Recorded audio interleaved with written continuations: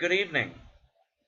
I'm making this new video to combine our second and third training into one. Condense our training. Give you more reference information to look back upon in the future. We're going to go through operations and sales in this training. It's going to be probably a long video. It's been quite an adventure transitioning to our new platform, but absolutely well worth it. Everything is getting easier and more efficient, user-friendly, and in turn it's helping us condense our training. Once you get through this, we'll have a recap phone call to answer any questions, but I think I'll have almost everything answered in this video. If we haven't done your merchant account already, we can do that on our next phone call. If you don't have a username and password for our new system or are unable to log in, send an email and we'll get that out to you right away. But along with this video, you should be receiving some personal information for login and setup, phone numbers, extension, and so on. Once you get through product training, our next step is to start preparing you for operations. The first thing that we should do is download your Softphone. Softphone is a software, a phone that works on your computer, laptop, tablet, or smartphone. We recommend Zoiper from Zoiper.com. We'll give you this link in the email that comes with this video. But here it is. This is what you'll see. What you want to do is avoid Zoiper 5 and instead go to this download button, click that,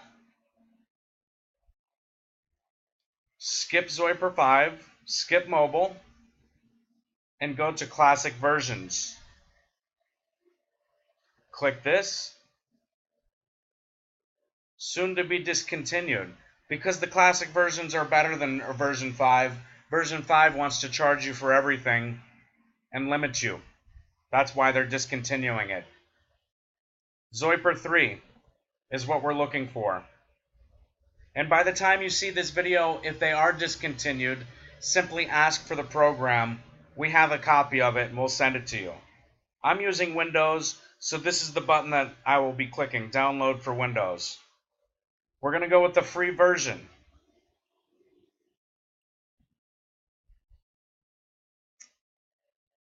My country is not Bulgaria.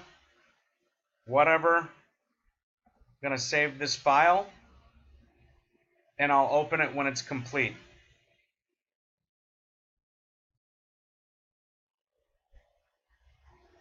Once it's complete, you'll go through the installation process. If it asks you to allow the program through the firewall, make sure that you have both boxes checked for private and public networks, and then go through the installation. Once it is installed, open it up, and it should look like this. Go to Settings and create a new account. SIP account. Next, put in your username and your password and the domain. And click Next. Now it's going to ask you for an account name. I like to make it really simple. The extension that I'm using for this is 9000. Click Next. Now you can see up here 8003 dialer. You're not going to see that on your screen. I have other accounts configured in this Zoiper. Account Wizard. Your account has been added to the account list. Close. Let me discuss some troubleshooting with Zoiper. Zoiper is a program, and just like all programs, it's not perfect. Oftentimes there's issues. One-way audio, can't connect a call, poor call quality, on and on. Sometimes it's Zoiper's fault, sometimes it isn't. But the simple things that you can do to check to help us troubleshoot are as follows.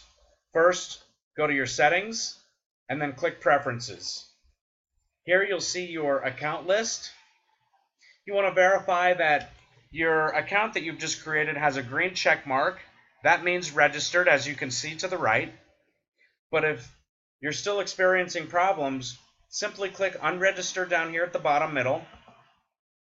That changes the check mark to gray, and not registered over here.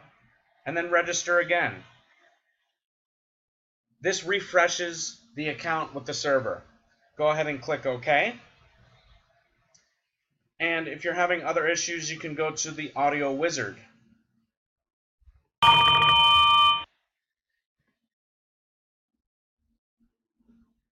Testing, testing. There we go. So you're good to go. In order to dial a number, you won't be using Zoiper. The dial pad you won't be using. It's not important. We'll put this aside for now.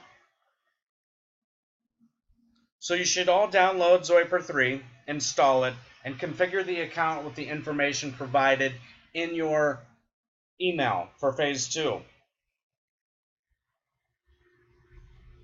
If you're going to copy and paste, make sure that there are no extra spaces before or after any information, or it may cause delays in getting your phone configured.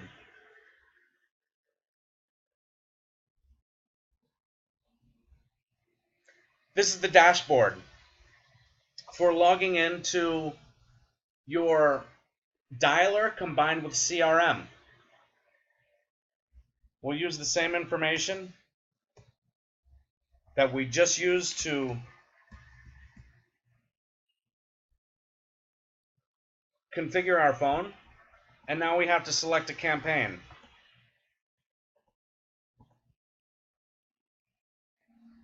Click my refresh button here. There we go. We're going to, as hot leads, we're going to select all calls. If you're on cold leads, I'll give you further instruction, but you won't be selecting all calls. Log in. It calls your Zoiper. Answer it. You are currently the only person in this conference. Here we can see we're in a call. Don't hang it up. Minimize it. Groups selected. Add all. These are going to be your robots. There's going to be a longer list when you're logging in, but for demonstration purposes, we're going to go with just the one. And you're going to select blended calling at the bottom and click submit. And here you're going to see a login for your CRM. Put in the same user information again.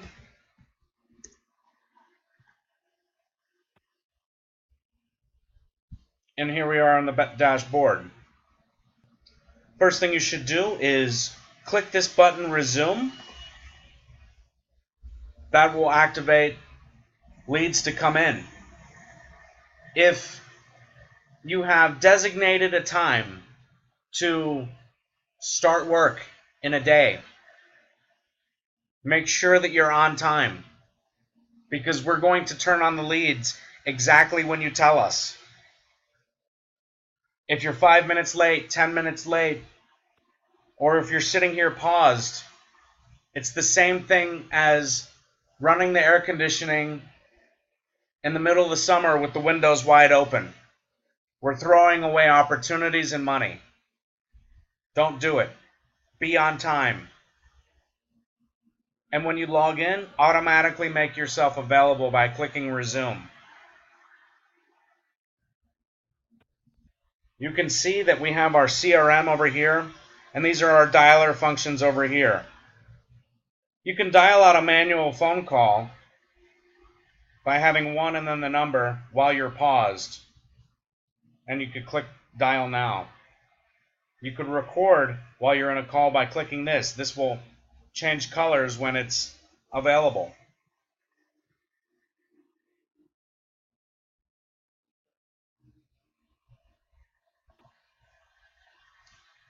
Your CRM is here. Your email is built in, collaboration and emails.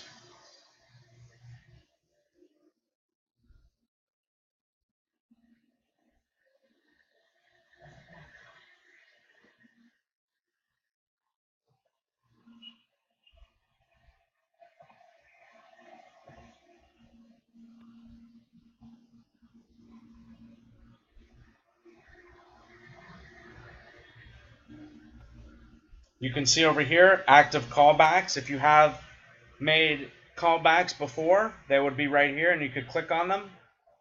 It's going to give me an error because, oh, yep.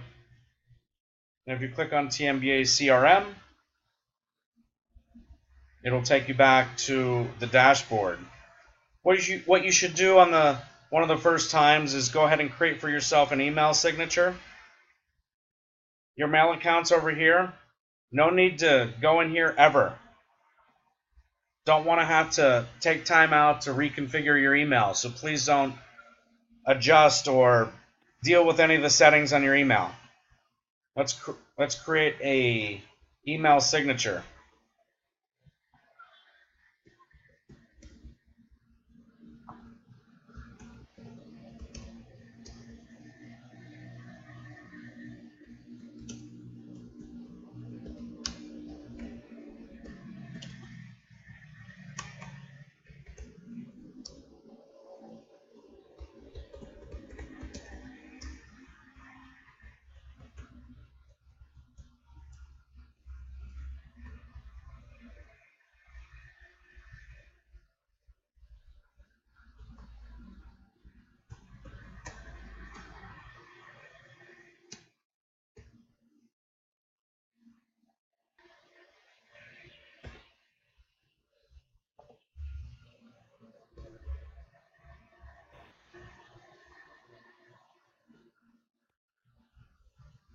If you have a good reason, we can come up with a different phone number here, but these are our main phone numbers.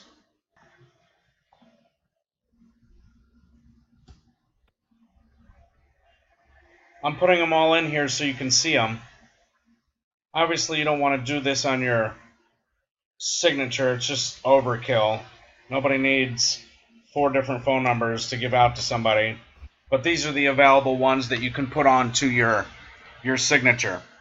And you can add in whatever you want at the bottom, maybe a logo or something like that. It allows you to do that here anyways. It's a good idea to create a signature for your corporate email account.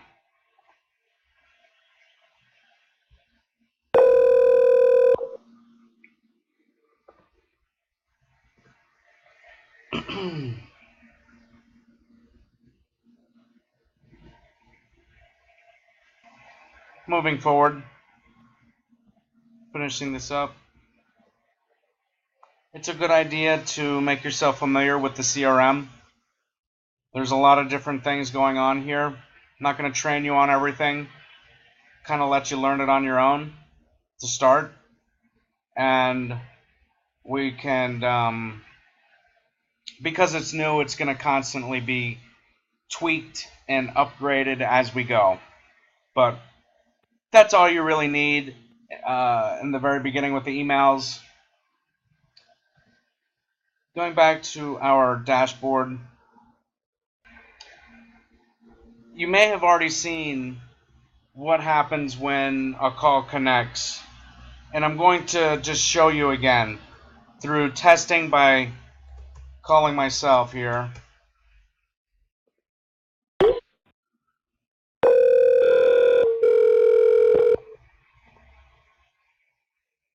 As soon as the call connects, it's going to bring the client information on the main screen. We'll see that again. I hung up the call, so it brought us to our disposition screen. Here's the phone number in case you lose any information on the screen. When the call ends, you're going to go to a disposition screen. Looks just like this. Maybe it's a call back. Maybe it's somebody that's not interested or needs to be on the do not call or decline the sale or has gone through the business needs analysis, and that's what we would call a sale made. But assuming it's a call back, you would highlight that, pause dialing, click submit, and it's going to bring you to a calendar. First thing is my callback only.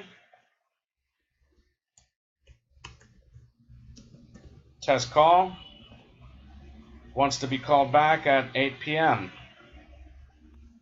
on Monday. Oops. Oh, yep, there it is. We'll go down. Or I'm sorry, we won't. We're going to click submit. And we're back. And here's the information on the screen from the client that we're either talking to right now or we just got done speaking with. But it's going to be his full CRM information.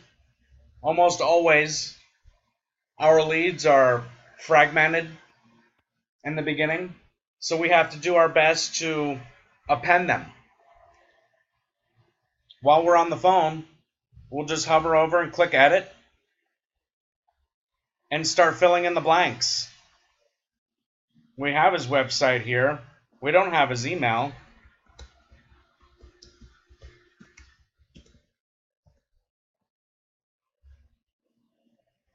The address isn't important, but ultimately we want to get to the BNA form. And that's right here. Overview and BNA. And remember, we're in the edit. That's why the fields look this way. If we were to save it, now we're no longer in the edit, and things look differently.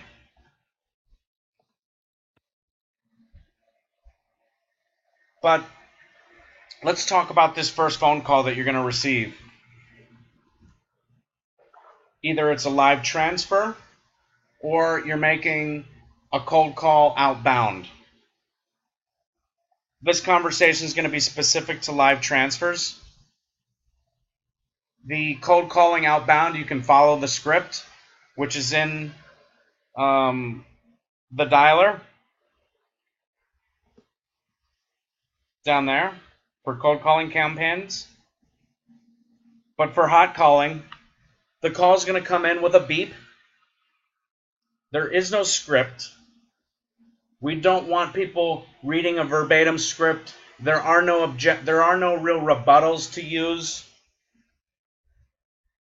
Our robots that you select when you log in are going to be calling small business owners on the East Coast right now and offering them a service. If the business owner is interested, they can press 1 and speak to a live agent for more information or to move forward. If they're not interested, they can press 8 and be taken off our list, and we'll never call them again. This is what we can control. What we can't control is exactly who's pressing 1. There's a lot of different people out there. And when it comes to telesales, people get emotional or upset or whatever. So not every call that's coming in is going to be gravy. There's some work involved.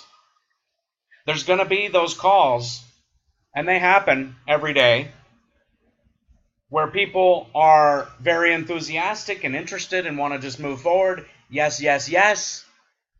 Get the form filled out. Boy, that was easy. A lot of the times, it's not going to be that easy. We're going to get people that transfer over that are complaining or upset or afraid. We get a lot of people, they transfer over and they say, "What's this all about?" Well, didn't you just listen to the message? That's what it's about. We're We offered you a free logo for your business. But they start off a conversation in not the most polite way. What's this all about? Or, I'm a lawyer. How dare you call me? I'm on the do not call list. Or, you guys have called us 10 times. I'm sick of it. Stop calling me. Something along those lines. Not every call is going to be perfect.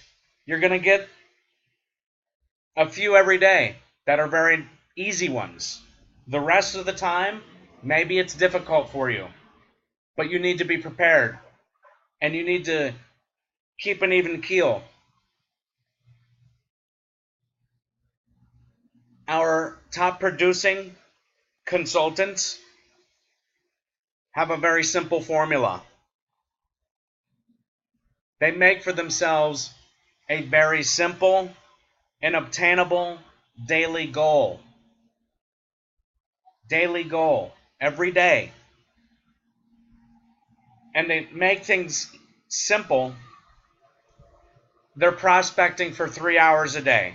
The rest of the time, they're following up on their pipeline. Moving forward with existing clients that have received a business needs analysis document. But honestly, they're just looking for 1 to 3 new deals every single day. That's it, in a 3-hour span. Historically, telesales, telemarketing, 1 per hour is pretty good. Average. It's maybe getting more difficult. So 1 to 3, very realistic. You don't want to set a goal of 10 in a day. 1, you probably won't get it. And that's not good for your psyche. It's always better if you're able to reach your goals. Make them simple. But on the first phone call,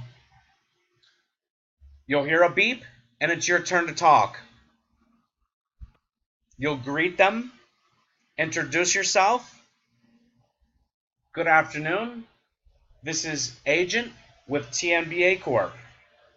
Thank you very much for your interest in. I'd like to spend a few moments to describe it for you and get you some information.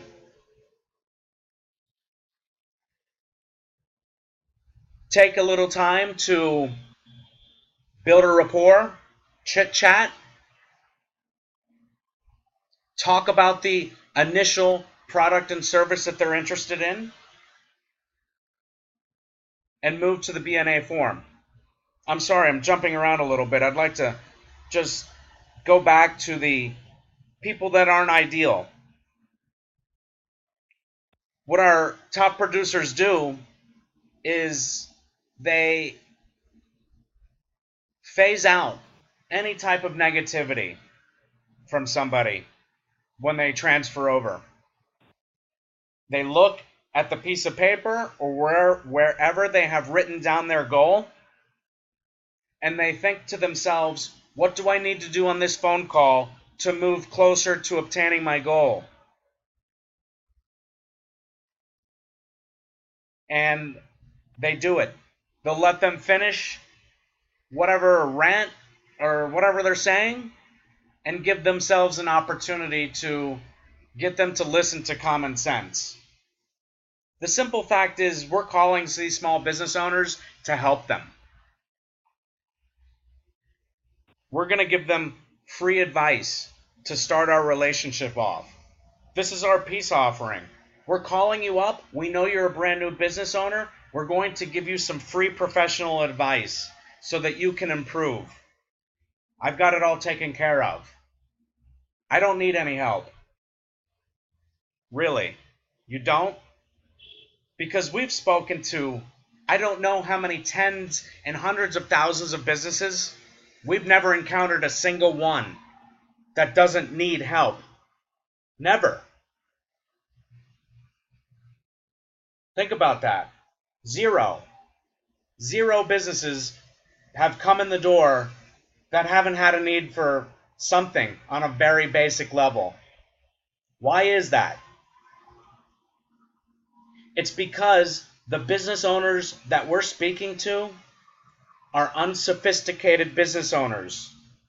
They are not trained from business school. They don't have an MBA. They haven't gone through any formal business training. Rather, they are experts at the idea that they've turned into a business. They're hairstylists and truckers, forestry people, lawyers, doctors, not business people. There's a reason why we get degrees from universities, master's degrees, PhDs in business, because it's specialized. The people that we're targeting are not specialists in business. We are. This is exactly why they always need help. They don't know what they're doing. Flat out. They just don't know. If they did, we would run into one or more of these business people, business owners, that have it all put together in the beginning. You've seen our simple price list, buy rate, MSRP, 27 or so items, and then a bunch of other variations that equate to 80 or something different actual services we can sell. It doesn't seem like a lot. But when you don't specialize in these things and you don't know how to properly form a business, they get overlooked. They get shoved aside. These people will start their businesses off with maybe a logo. And we say, do you have a brand for your business? Yes, it's ABC and Sons. That's not a brand. That's just a name. They don't even know what it is. So they're starting, almost everyone is doing business through their cell phone and Gmail.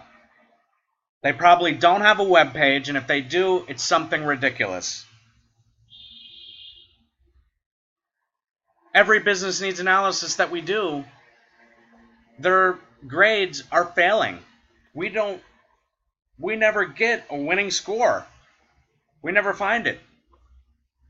We're able to database approximately 30% of all business formations and call them. The correlation is that 70% of businesses that are being formed by people that are a little bit more savvy. And we don't have the tools to contact them. The less sophisticated, and there's do-it-yourself legal all over the place. It's very simple to form a legal entity online or whatever with a couple bucks. So our first phone call, we're going to hear a lot of different stupid, sorry for the term, but just excuses for not accepting free advice. I'm taken care of. I can't stand that one. You got to be kidding me. I'm taken care of? You've probably got a million holes in your business just on the most basic level. I'm willing to put a lot of money on it.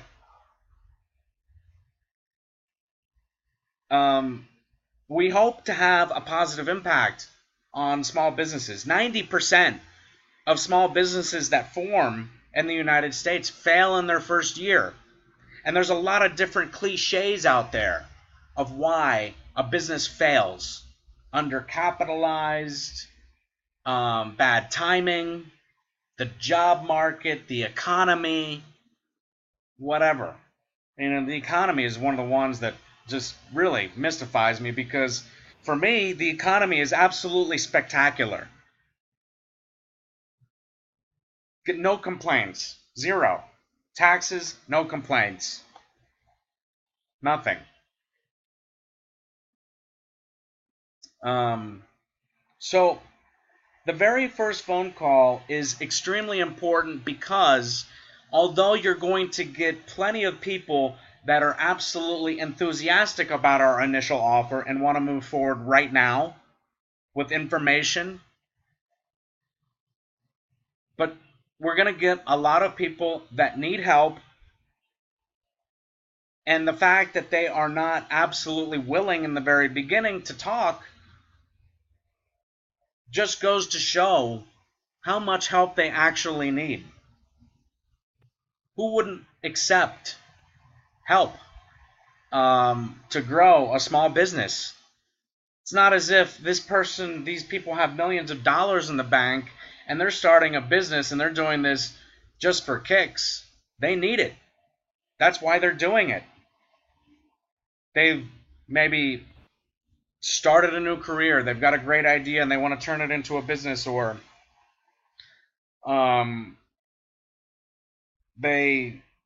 something along those lines, whatever it is. But they're doing it for money. They're doing it for financial freedom, for freedom from 9 to 5, and whatever.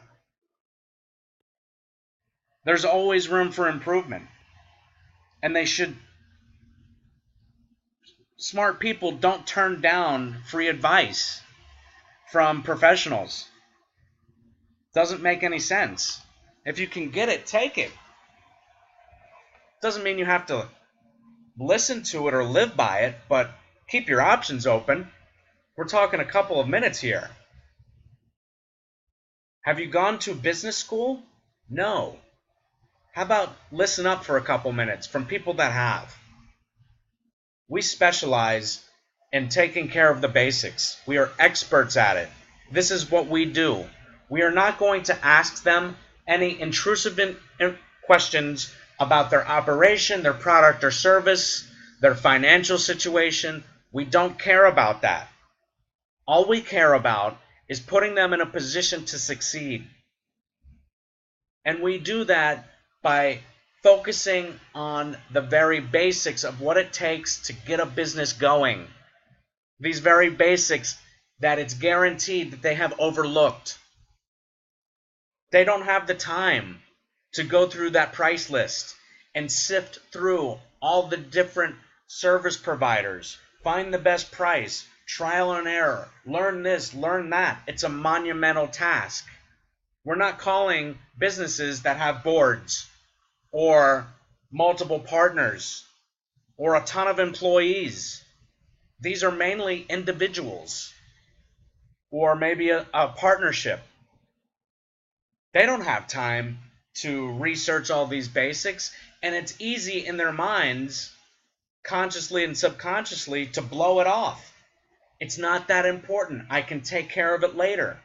I'm going to start my business by, I know what my product is. I'm great at it. I've been doing it forever. So what I'm going to do is I'm just going to go out and sell it, find clients, and everything else will take care of itself in the future.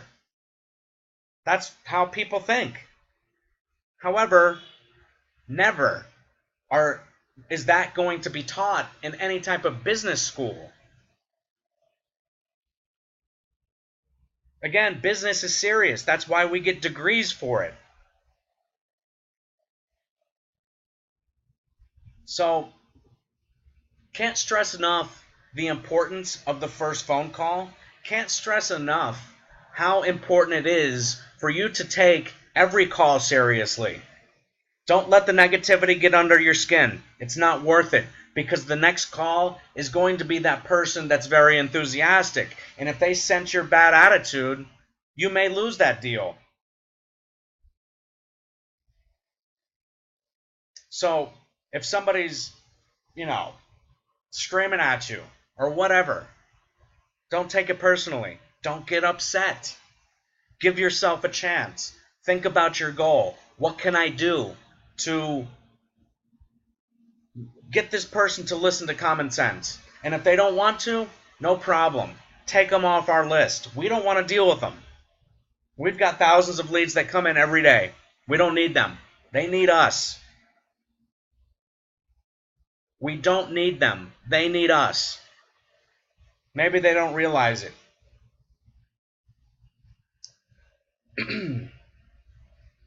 So, That's enough on the first phone call, I think. When you do get through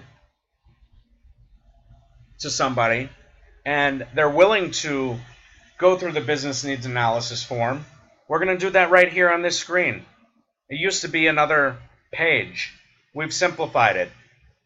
Click on, we're on the edit, right? This is edit already on this lead. Click on the BNA form and just go through question by question. Cannot stress how important it is to get accurate information. Don't care about spelling so much. Grammar, spelling doesn't matter. But good information will result in a good business needs analysis document, which will make things much easier moving forward. What's the initial interest? And when a call comes in on hot leads, right up here, status, just like it was in the old system, a colored stripe, right there, color-coded. The same color codes which are in the old system. For those that don't know the old system, in the email that this video is in, there's going to be a legend of what the color codes mean. Anyways, we're going to determine, well, mark their initial interest, and you can use your tab button on your keyboard to cycle through these. Shift and tab goes backwards.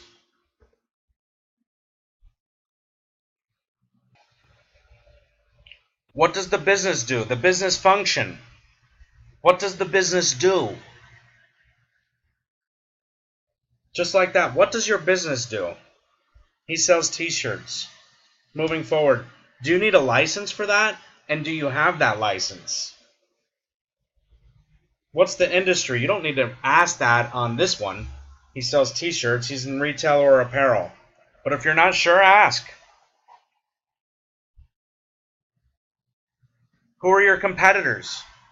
This may be the most important question on the business needs analysis document or form. If we can compare what their competitors have to what this company doesn't have, it's that much easier to sell it. So let's get 1 to 3 names. 3 is better, 2 is good, 1 is okay. Who are your main competitors? Push for a name, at least one. Now we'd like to know, what is their experience level? How long have they been in this industry? We don't need to know how long they've been in business. We already know that. It hasn't been long. How much experience do they have in their field? Is this a brand new idea? Is it a family business? Whatever, right? So, less than a year would be blank. 1 to 2 years, 3 to 5 years, or more than 5 years. Who do they target? Businesses, consumers, or both? Logo or branding? Here's a hint if you hover your mouse over. If they say they have a brand name, it is a good idea to probe a bit further to find out if they have a business name or have actually established their brand in some way. You have a brand. What does that mean to you? What do you have exactly? Employees. None. They have a partner. 1 to 2, 3 to 5, 5 or more. Marketing. This is a multi-select field. What are they currently doing? Don't want to hear about their plans. What are they doing today? Word of mouth, plus Facebook, plus Instagram. You know how to multi-select on a PC? You click one time. If you want to click another one, you hit the control button and then with the mouse, click again. If you just click with the mouse, this is what happens, for those that don't know. Marketing. Next, the type of email that they use in their business. Is it a Gmail, a Hotmail, a Yahoo? Do they have their own branding or something else? Telecommunications. How does their business make and receive phone calls? Are they using a cell phone? Do they have a landline? Do they have a phone system with a voice menu? Let us know. Business stage. Where are they? This is another multi-select. Are they planning? Are they looking for capital? Are they operating already? Are they killing it already? Problems. What kind of problems does their business have currently? Probe on this. Talk about it. Let me go back to this one over here, business stage. These are, what we're asking on this form are problem, situational, and problem questions of SPIN. Situational, problem questions. SP. When we get to this question of business stage, and we know up here that, he doesn't have a logo, he's using Facebook, he sells t-shirts, right? And he's got less than a year of experience. They've got a lot of problems already, and we can imagine that he's missing out on pretty much everything else. So when we get to the business stage question, and we kind of know, we can sense that he's got issues in his business already, we can go ahead and ask, after we ask them what stage they're in, we can probe a little bit further with a need payoff question. If your business had some additional capital, would that really help you out? What could it do? What would you use it for? If I could give you some money for your business, would you be interested? This usually gets people excited because business loans are extremely difficult to come by. Fresh businesses just don't get them. Not without a personal guarantee and some serious collateral, an A+ business plan, great credit, on and on. Nobody qualifies, not with a very brand new business. And the loan wouldn't be on the business, it would be on their person. So we can give them a loan, most likely, that's on their business. We would just like to know if they're interested in that right now. Plant a seed, because we can use it to help our other sales later. We can qualify you for a loan, but your business needs this, and that first.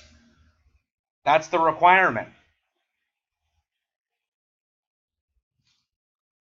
Problems. What would you say the biggest problem in your business is today? Give us some information. Payment acceptance. This can be nobody, or PayPal, or another name. Who are they using to accept non-cash payments? If the business only accepts cash, problem-solving skills in your head, right? How can they accept other forms of payments in their business? There's not many businesses out there that only do cash. It's a little bit antiquated. Almost everybody's going to use some sort of non-cash payment provider. Who are they using? PayPal, Square, Stripe, a professional account, nothing. Bank transfer, they'll say. I get direct deposit. Give us the information. CPA, who handles your taxes and tax planning? Probe if the answer isn't a great one or they're not sure of themselves. Who handles your tax planning? They have found a local CPA. They have the same CPA for years. They do it themselves. A friend does it, or it's not set up yet. Legal. We want to know if they have contracts and other legal documents built for their business yet. This may be employment terms, terms of service, a privacy policy, an employment contract, business agreement. Do they have it in place? And insurance. What kind of policy do they have? Are they working on somebody's property, Or are they receiving customers on their property? Are there any bonding or insurance requirements for their business? This is something that, amazingly, people almost never have. I'm a roofer, or I paint cars, or something like that. I have no insurance. So if you paint the car, you ruin somebody's car or house, you just get sued and you lose everything. Insurance policies that cover a small business up to $1 million in liability are around $40 a month. Pretty reasonable. For that peace of mind, give me 2 of them. And goals. What kind of short-term goals do they have? The next 6 to 12 months. Where do they want to be? Really, we're asking this question. We want to know what their mindset is. We want to know if they have a realistic expectation for their business or not. It's amazing when we see these business owners tell us that they want to make $1 million in the next 6 months. That's realistic, isn't it? And you don't even have a logo. You don't even have a logo for your business, but your goal is to make $1 million next 6 months. Good luck. They might be digging for oil and I don't know where. Here, you're going to add in your name. Just start typing it.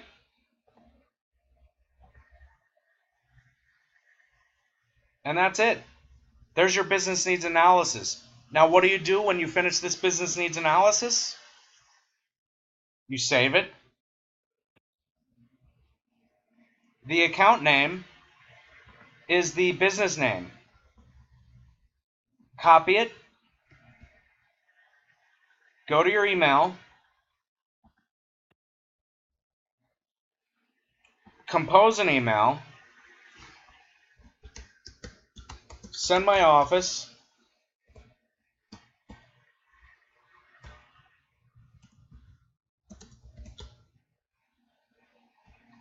An email.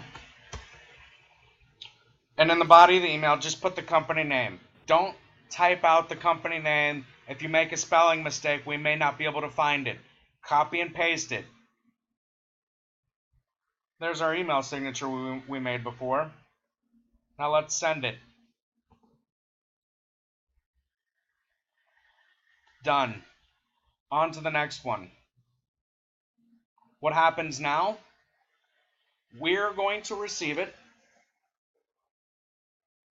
My assistants and myself, I get involved in almost all of the ones for new people in the beginning. We're going to analyze the results of the business needs analysis document or form. And we're going to create the business needs analysis document. The business needs analysis document is going to be divided in different chapters or sections. At the very beginning, we're going to explain to them what the business needs analysis does and how we do it. Short and sweet, one paragraph. Next, we are going to give them a grade on their present situation.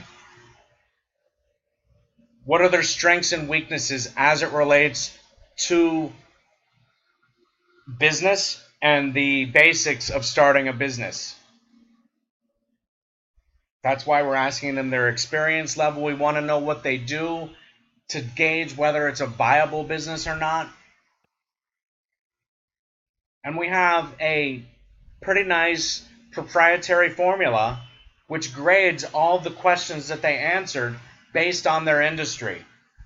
Different industries are weighted differently on our scale because some questions have greater impact than others depending on the industry. So we're going to tell them what their strengths and weaknesses are. We've asked them 20 questions on the first phone call. We're going to condense that into 10 on the business needs analysis document with a score of anywhere between weak, average, and strong. And then we're going to give them a number score out of 10. 10 being good, 1 being bad. Almost everybody falls between a 3 and a 6. Rarely does it go above a 6. And 6 is red for failing. If you get 6 out of 10 on something, that's not sufficient.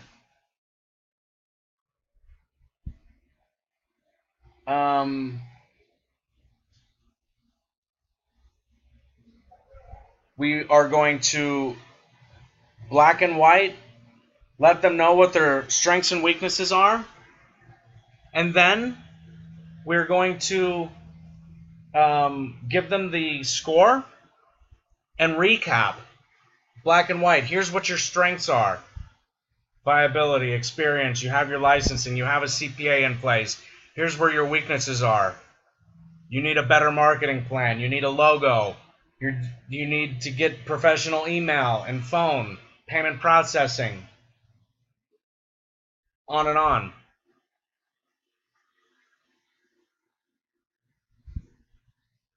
We're going to tell them what the likelihood is of them being able to build upon their strengths, the likelihood of them to improve their weaknesses, and the overall likelihood of them being able to reach the goals that they've stated. And then we're going to remind them in writing the competitor names that they told us about. These are your competitors. And below that, we're going to do our research and we're going to put our findings on their competitors as it specifically relates to the products and services that we sell, the questions that we've asked them. We're looking at their strengths and weaknesses in these same areas so that they can compare themselves with their competitors as it relates to the basics, as it relates to what we do. This further helps them understand what their actual problems are in business. It reinforces the initial thought. We're also looking for their competitors' weaknesses so that we can help our prospects be better than the competitors. We had one the other day. A lawyer wants to do it yourself legal, and she named LegalZoom as a competitor. We've been partners with LegalZoom in the past. They used to give us leads. We know all about them. Tough task to compete against a company like that. But we found a nice weakness that she could take advantage of. LegalZoom is not, they don't offer any multilingual options. It's all English. We understand that legal documents in the United States need to be in English, but that doesn't mean they can't provide content and sell to other people that are, or not other people, but people that are comfortable reading and speaking in another language. It's a niche. It's an area that she can take advantage of. Anyways, we're going to spell out exactly what those competitors have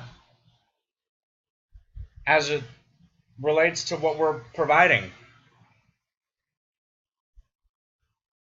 Below that, the document is going to start asking them questions, implication questions. You see where your strengths and weaknesses are. You see the strengths and weaknesses of the competitors. What are the implications? We also ask need payoff questions. The implication questions kind of are scare tactics in a way. I mean, that's not really our intention, but our intention is to get them to think, like to realize that they need something, not scare them, but it does kind of come across that way. And we also ask need payoff questions, which is more of a positive tone. If your website offers a multilingual option, do you think that you could reach a broader target audience? We're going to ask pretty simple questions. There's about 10 implication and need payoff questions, and there's sub-questions for each one. So overall, maybe there's 30. Next is going to be the multi-month plan of action. The needs should be very well established at this point. We've shown them their strengths and weaknesses. We've compared them to the competitors. We've explained what it means through implication questions and need payoff questions.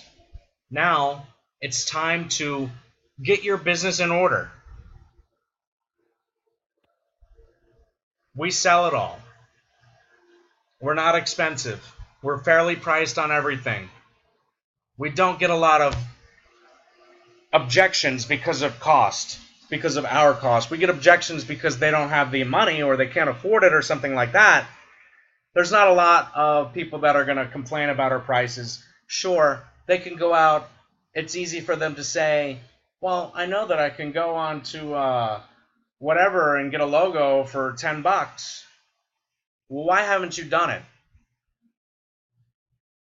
Or I can do this, I can do that. Why haven't you done it? The implications are clear. If you don't have it, you're not competitive. You don't have it. We do it all. Whatever excuse that they have doesn't matter. Not really. It's a weak one. There's no doubt.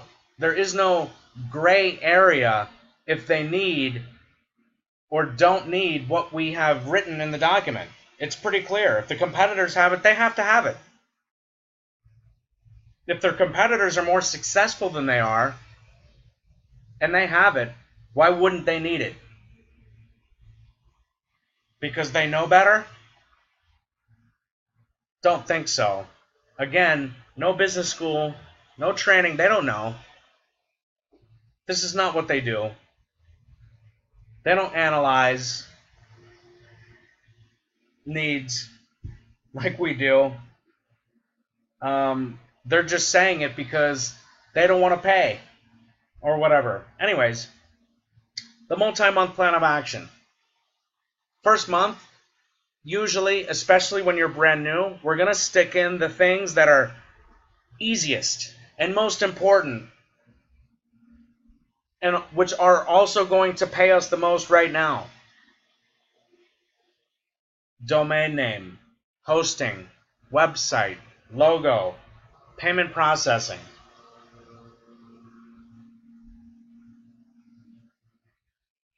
The rest will do in months 2 and 3. This eases the burden on the small business owner that doesn't know what they're doing and probably is undercapitalized. This is us putting our best foot forward to help them. I can easily get on the phone and make somebody buy everything that we have right now. Maybe that sounds like fun, but that's not what's in the best interest of the business owner. And in turn, that's not what's in our best interest. We want everybody to win. This is why we don't want you going above the MSRP. We're a volume-based business. Each one of these deals is worth about $1,800 in commission in the first year. Most of it in the first couple of months. That's plenty. With the amount of leads and the system that we use to build a pipeline, that's more than enough. I can go further into sales, into the business needs analysis, but I think that's going to wait until you are prepared to follow up on a document that's been produced for you. So I'll stop with this for now. The document that we produce gets delivered to you with our notes and suggestions for strategy on your follow-up call. You will deliver it by email to the customer and give them at least 12 hours to review it before you call and follow up about the document. And there's going to be an additional training on your follow-up. But this is the process. First phone call, vital. We went over that thoroughly. Get the business needs analysis form filled out, deliver it to email, move on to the next one. Keep doing it over and over and over again until you're a master at your job. Something to note on your first phone call. We want to send everybody to our small business marketplace, nbaccelerator.com.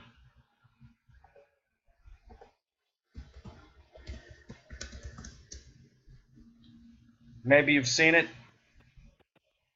Maybe you haven't. nbaccelerator.com, nancyboyaccelerator.com. This is our new small business marketplace, just rolling it out. It's not perfect. The site's not perfect yet, but it's good enough for people.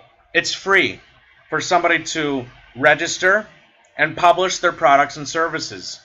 So when you're done speaking with somebody, push them to this site, get their products and services published for free.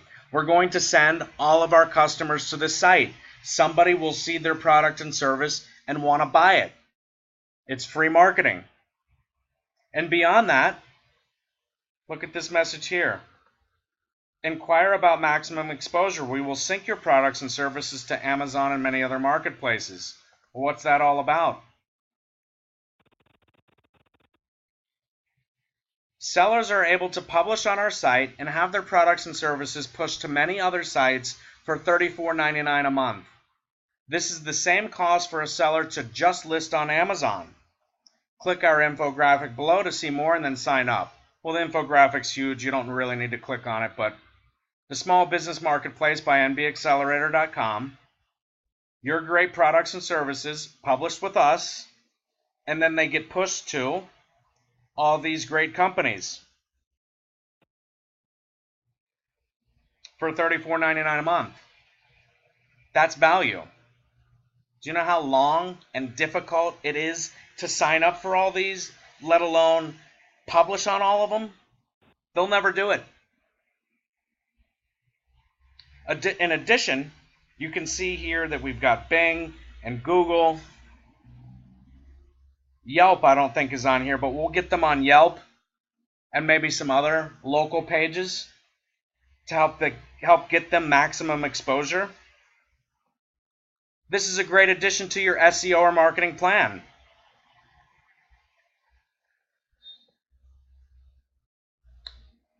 Channels typically have their own costs and commission structure. Not all products and services may be eligible to list on all channels. Makes sense. Amazon costs $35 a month to publish on, but they also charge 15% commission. Many others charge money to monthly membership, kind of like Amazon, to sell, plus commission. We're not going to charge them anything, just the $35 a month, and they get published on all these. The commission that's being charged on a sale, we don't have anything to do with that. But at the very least, they can come here and sign up to get their products and services on our page, and we'll help them find clients for free. This is something that you shouldn't forget.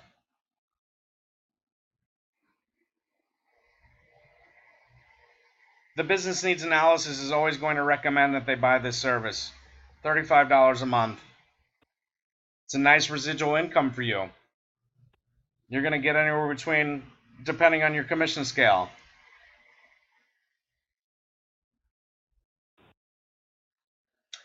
I think this is good enough. This is enough training. Formulate your questions. Schedule a time to do our final phone call. During that final phone call, we will do a merchant application if we haven't done one for you yet, and then you'll be ready to move forward. Have a nice evening.